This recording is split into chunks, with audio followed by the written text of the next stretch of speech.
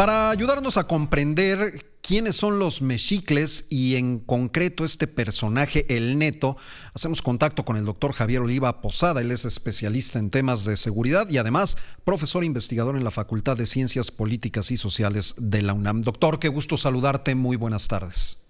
¿Qué tal, Oscar? Buenas tardes, saludos y felicitaciones al equipo ahí en el estudio y a nuestros teleauditorio. Felicitaciones y buenos deseos que son recíprocos también del equipo para ti. ¿Quiénes son los mexicles? Los mexicles son una pandilla de Ciudad Juárez que realiza trabajos de venta de droga al menudeo y otro tipo de delitos conexos, enfrentarse luego a sus enemigos, relacionada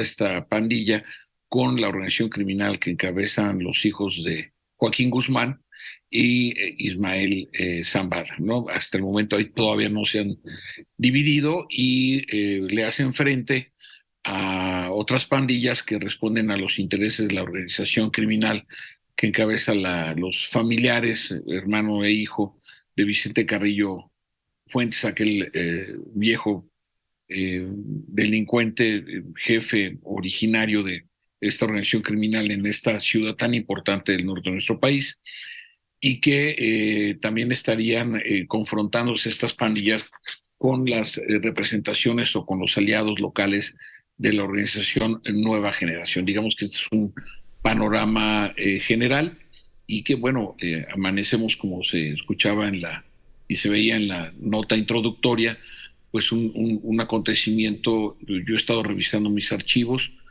no tengo registro de la masacre, porque creo que hay que llamarlos como lo que son, que son asesinatos, no son muertos que hubieran fallecido lamentablemente en un accidente de autobús o en el deslave de un cerro. Fueron personas masacradas por delincuentes adentro de un centro de readaptación social, y esto me parece de una notable gravedad y fragilidad, porque pues las notas que he estado consultando, que he estado leyendo en distintos medios locales, internacionales y de los asentados en la Ciudad de México, dan cuenta de que por lo menos eran 6 vehículos con blindaje hechizo. Yo no utilizo la palabra artesanal porque un artesano hace arte, ¿no? Y los delincuentes pues, lo que hacen es agredir a la sociedad. Entonces su blindaje hechizo, bueno, fueron 6 camionetas que evidentemente las cámaras de seguridad perimetral hubieran detectado, o el propio acceso, para que se activaran todas las medidas y requerir del apoyo de las fuerzas federales, notablemente la Guardia Nacional. Nada de esto sucedió.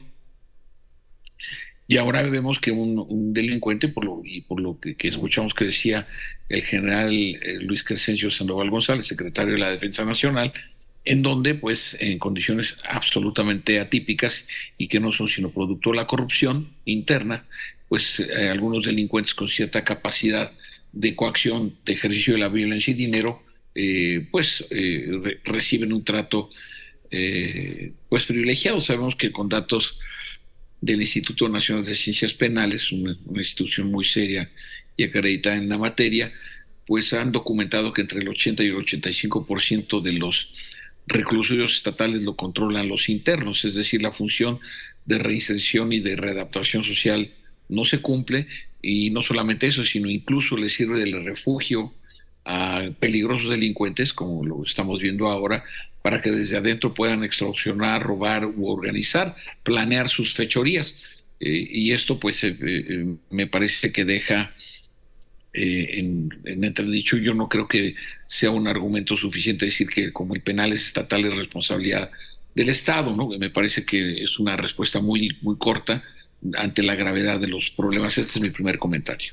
Yo respetuosamente diría que más que en condiciones atípicas, pues son condiciones bastante típicas, porque en el mundo del deber ser esto no debería ocurrir, pero en nuestro sistema penitenciario hay cantidad infinita de presos de alta peligrosidad que incluso presumen en sus redes sociales primera incongruencia, tienen un teléfono celular, tienen redes sociales y presumen los lujos que tienen al interior de sus celdas. Y entonces, pues aquí viene la segunda pregunta. ¿Cómo es posible que un personaje como Ernesto Alfredo Piñón de la Cruz, el Neto, permaneciera en una cárcel de estas condiciones cuando ya se había registrado años atrás un intento por liberarlo? Cuando un enfrentamiento en este mismo lugar unos días antes, pues debió haber encendido las alertas, y cuando además fue tan bien armada la estrategia para liberar a estos reos que una hora antes hubo enfrentamientos para distraer a las autoridades y una hora después se dio la incursión de estos vehículos de blindaje hechizo, como atinadamente comentas. ¿Cómo es posible que esta persona no estuviera en un penal de alta seguridad y, al igual que otros que deberían estarlo, pues se encuentran gozando de estas comodidades? Bueno, según se ha ido dando a conocer información de tanto las autoridades locales como federales, estaba planeado un traslado de aproximadamente 180 reos peligrosos de ese penal a otros de mayor seguridad. Seguramente, por supuesto, serían reclusorios federales. Pero aquí lo importante, insisto, Oscar, es esta capacidad para moverse con tanta exactitud criminal y con una dinámica establecida para, insisto, liberar a 25 reos de alta peligrosidad, asesinar a rivales o pertenecientes a las pandillas contrarias y masacrar a 10 servidores públicos, ¿no? Es decir, me parece que hay demasiadas incógnitas respecto de cómo se llevó a cabo este motín y propiciar la fuga de quienes eran los objetivos de esta operación. Entonces, aquí yo insisto, si esto sucede en un penal frontera con los Estados Unidos, en un contexto, siempre la agenda de seguridad binacional, México-Estados Unidos, quiero decir, pues es complicada, es difícil, pero una situación de esta magnitud, pues evidentemente genera todavía más preocupación, entendible por parte de los Estados Unidos, y pues de alguna manera la afectación a las autoridades mexicanas. En la opinión pública de Estados Unidos, de lo que yo he leído, un poco que yo conozco, pues no distinguen si es responsabilidad del municipio, del estado o de la federación. Es un acontecimiento que pone en evidencia el predicamento que tienen las autoridades civiles en México, pues para lograr imponer la ley y hacer valer las sanciones ante la violación de las propias leyes, ¿no?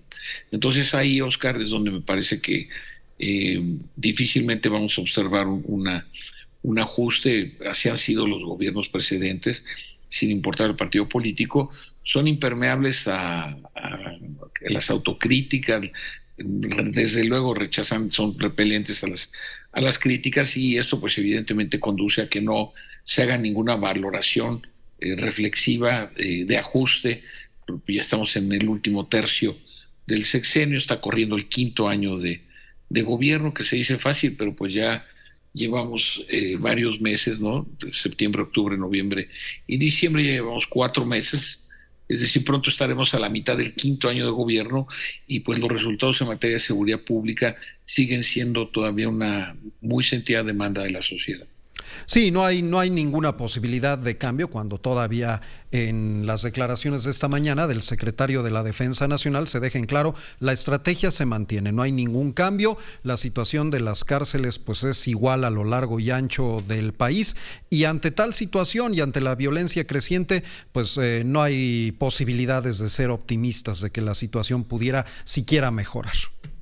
Bueno, pues, razonablemente en este sentido, pues vemos que no, porque si bien es cierto que esta tragedia que se sucede en el Centro de Readaptación Social en Ciudad Juárez, pues ha capturado explicablemente la atención de los medios y de los analistas, pues no podemos dejar de lado, Oscar, otros acontecimientos, como el hecho de que Veracruz, en las festividades de fin de año, entendiéndose desde el 12 de diciembre hasta el pasado domingo, día primero, pues se convirtió lamentablemente en la entidad más violenta en términos de homicidios en todo el país, ¿no? Entonces, sí me parece que este es un evento, insisto, muy dramático, de mucha atención mediática, pero no debemos dejar de lado o que esto nos obnubile en una visión más amplia, ¿no? Una visión panorámica de lo que sucede en otras partes del país. La Ciudad de México es la ciudad en donde más mujeres desaparecen al día en toda la geografía nacional, ¿no? Entonces tenemos algunos elementos que están pendientes, están ahí claramente señalados. Yo trabajo, mis análisis los hago con información pública de instituciones del gobierno, de los gobiernos, digamos, en este caso el federal, y que pues son con los que yo hago mis análisis y mis planteamientos. Doctor Javier Oliva Posada, muchísimas gracias como siempre.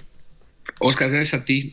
Digo, lamento mucho tener que tratar estos temas, pero dentro de todo, pues tenemos que continuar en estas actividades y dar lo mejor de cada quien en las tareas que tenemos asumidas como ciudadanos y como profesionales.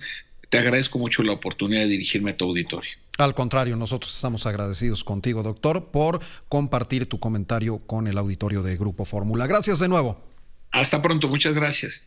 Muy buenas tardes, es el doctor Javier Oliva Posada. Usted ya lo sabe, es especialista en temas de seguridad, profesor investigador en la Facultad de Ciencias Políticas y Sociales de la UNAM y también gran amigo de este espacio informativo.